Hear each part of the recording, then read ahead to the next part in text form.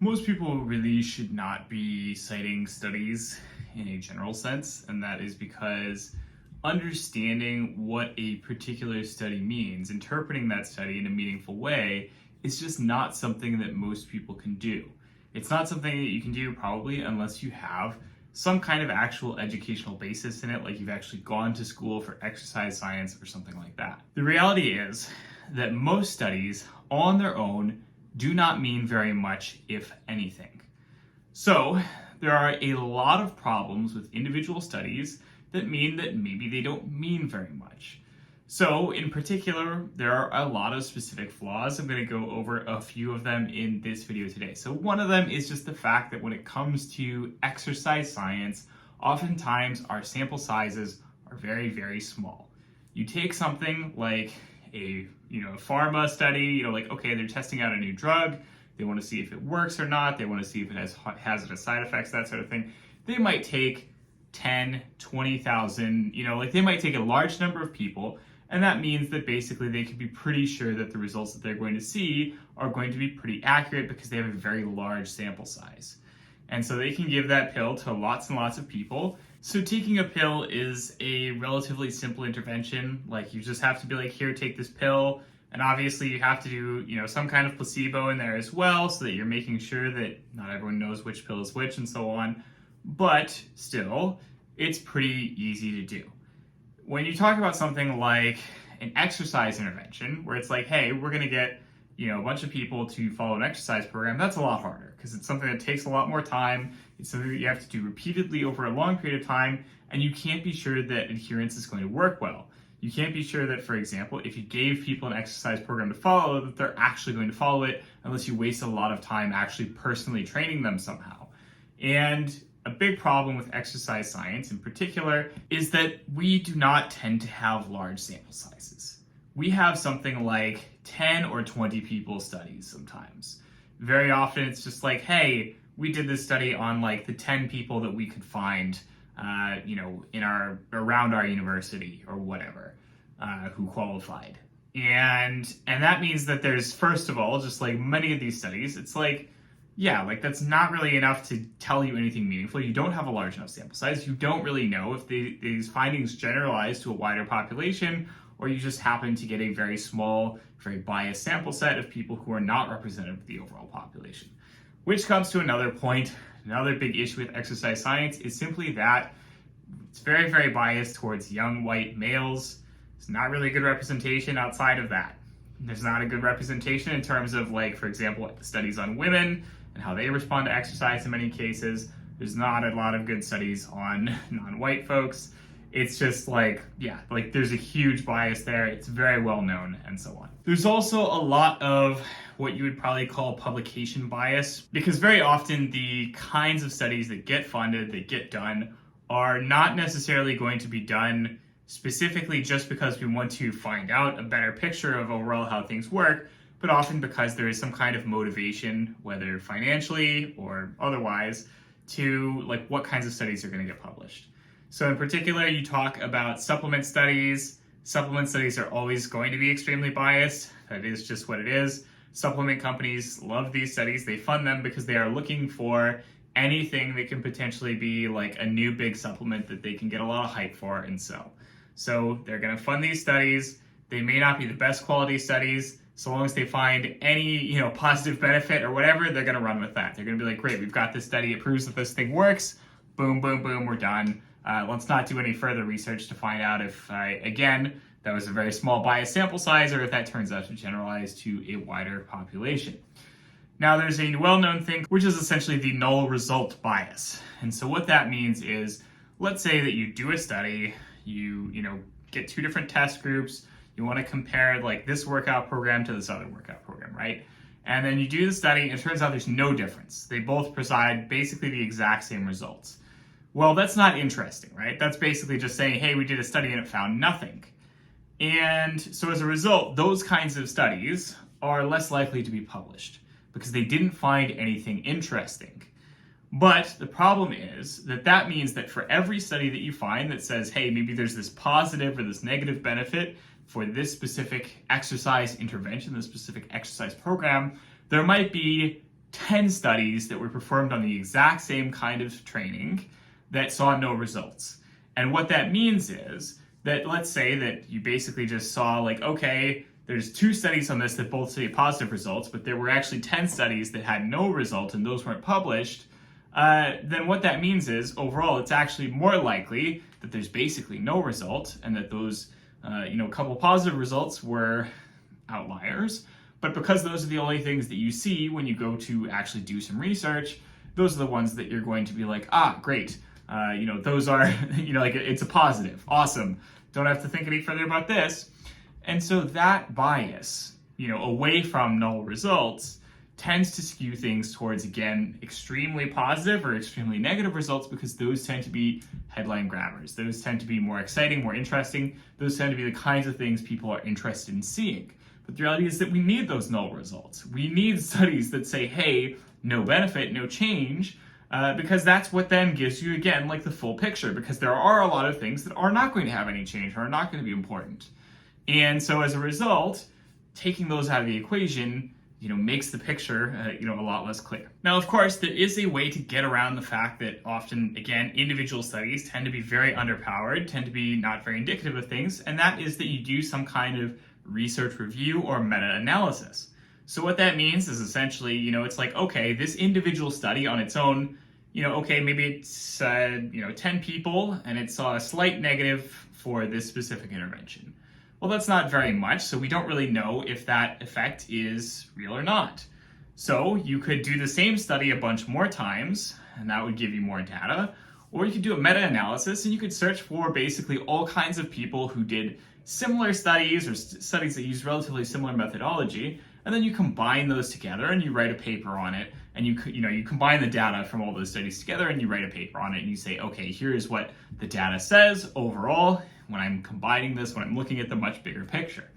And meta-analyses can be a very good way of getting, again, like an overview of the data and really seeing what actual trends emerge. So maybe that one paper said negative, but then 8 papers said positive and 1 paper said nothing. And so the end result is that, it's actually probably a positive, and that negative was the outlier.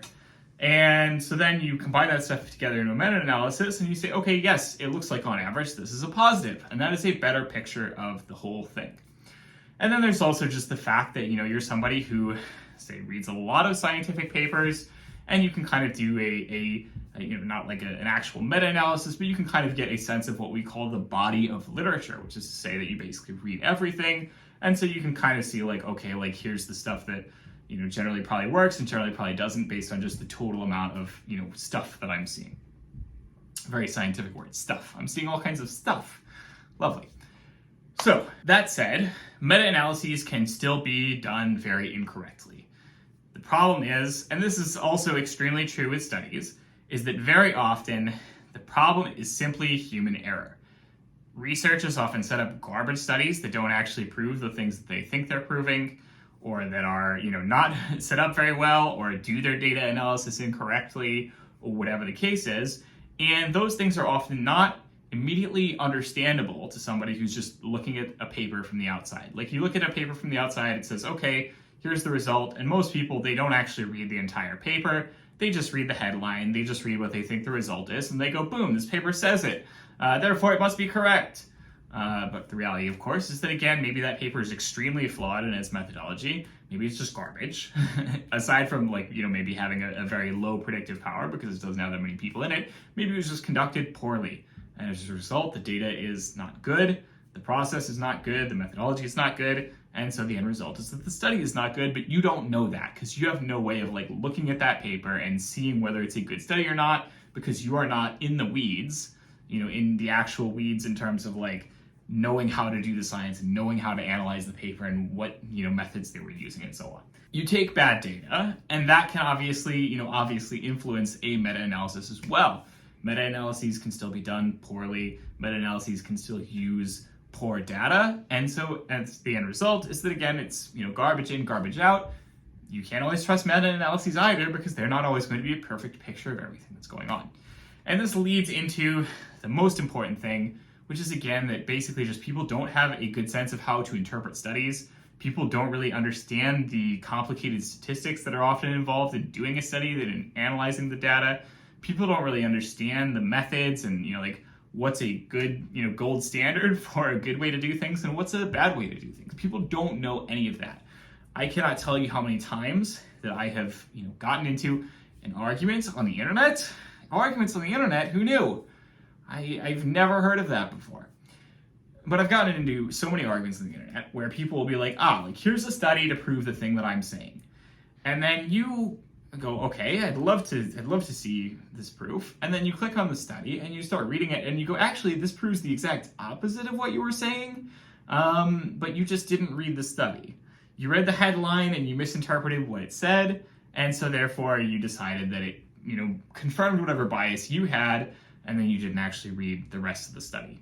Cannot tell you how many times this happened. I've had people justify all kinds of bizarre things. I saw a guy who was a chiropractor who was saying that stretching was going to be like the magic bullet to, hypercharge your athletic performance. And I was like, that seems unlikely, given that we know that stretching is not nearly what it's cracked up to be, given the research that we have. And the evidence that he cited was a single study which showed that stretching could help injured people recover during injury. That was it. There was no hey, does this generalize to athletes? Is this, does this mean that, you should do this instead of training? Does it mean you should do this in addition to other kinds of training? None of that. It was just hey, he saw this one study that was stretching is good for some people in some situations. And he said, clearly that means that stretching is what's going to make football players absolutely crush it or whatever, So the reality is that most people, I would say it's irresponsible for most people to go around citing studies. And I'm certainly guilty of this myself in the past. There's a certain section of the evidence-based fitness community that is maybe folks who don't really have actual credentials in terms of actually studying exercise science or something like that. And they like to just sort of throw around references to studies because they think that it makes them sound smart and so on. And they just don't really think that, people really call them out on it. And it makes them sound like those smart people who really know what they're doing. And of course, I am very guilty of this myself. I've done this plenty in the past. I, cannot emphasize that enough. I'm equally guilty here. But you should really, really, really, be a bit skeptical when you see people throwing around study links. Because very often, they don't know what they're doing. Yes, there are scientists who can do that, who know what they're doing, who can give you good cited sources and so on, who have actually read the studies and can actually interpret them well and actually understand them. That's a relative minority. Most people are not doing that. Most people are just throwing around study links, just because they're like, hey, I think this backs up my position and I'm not going to read it, and boom, here it is. And what they count on is the fact that you're probably not going to actually sit down and read through all these studies. It's a kind of gish-gallop argument. It's kind of overwhelming you with way too much stuff to read, and then just kind of going okay, I probably win because, it would take too long to formulate a real response to that. Which is why it's also just very irresponsible in many cases for mainstream publications to report on specific studies that come out, because again, they are very guilty of doing the exact same thing. They misinterpret the study, they draw conclusions from it that you shouldn't really be drawing from it, and this misrepresents science to the general populace, right? So they then think, okay, I heard in this news thing that blueberries are good for me, so I've got to, eat more blueberries. And then another study comes out which says actually blueberries are bad for you. And then again, they hear the same thing, from the same place. It goes, oh, blueberries are bad now, actually. And this leads the public to misunderstand how science works and to think that it is, sort of conflicted, or that science is oh, they said one thing here, and now they've changed their mind here, and it's all just ideology, and none of it's really based on, real evidence or real science. It's just sort of stuff changes, so why can we trust them? But that's not what science is. Science is this process in which you do a lot of studies, you get a lot of data. Some of the data might say, again, that blueberries are bad for you, and some of it might say that blueberries are good for you, but you are trying to find overall what is the most generalizable approach and, what's going to apply for most people. And the other problem is that most people don't understand or don't want to, apply or understand the fact that, okay, let's say the study says that blueberries are generally going to be healthy for most people. And then let's say that you've got like a 1 in 1,000 chance that you're born with a gene that makes it so that you eat a blueberry and you just explode immediately.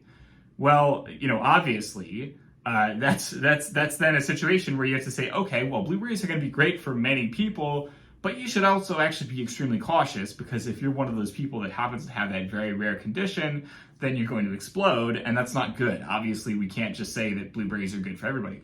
There is situational use to everything. Certain kinds of people will react better to certain kinds of training. Certain kinds of people are going to react better to certain kinds of diet. What science can do is it can tell us what is generally going to work well for most people, but that doesn't mean that it is going to be what is best for you in your specific case.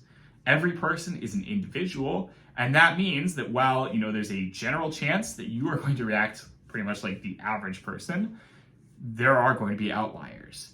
And that outliers, that could be a positive or a negative response. You could be that, like most people get X amount of, strength out of doing this particular program, but actually you respond to this program way better or way worse than the average person. You don't know. And so at the end of the day, while yes, science is, a good thing, most people misunderstand it. Most people misread it. Most people use it to have silly little arguments online that are completely off base and just completely miss what's actually going on here and are way too confident and very incorrect. So I think that for most people, most cases, you probably shouldn't really be trying to dig into the research on your own. You should first learn how to dig into the research, how to read research. You should dig into things like research reviews, which tend to help interpret that research for a wider audience, make it simpler, easier to understand, that sort of thing.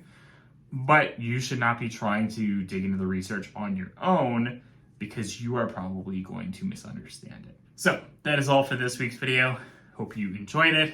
As always, don't hesitate to like, comment, subscribe. Let me know what you would like to see in future videos. I'll talk to you all next week. And don't get into any arguments on the internet in the meantime. I'll see you then.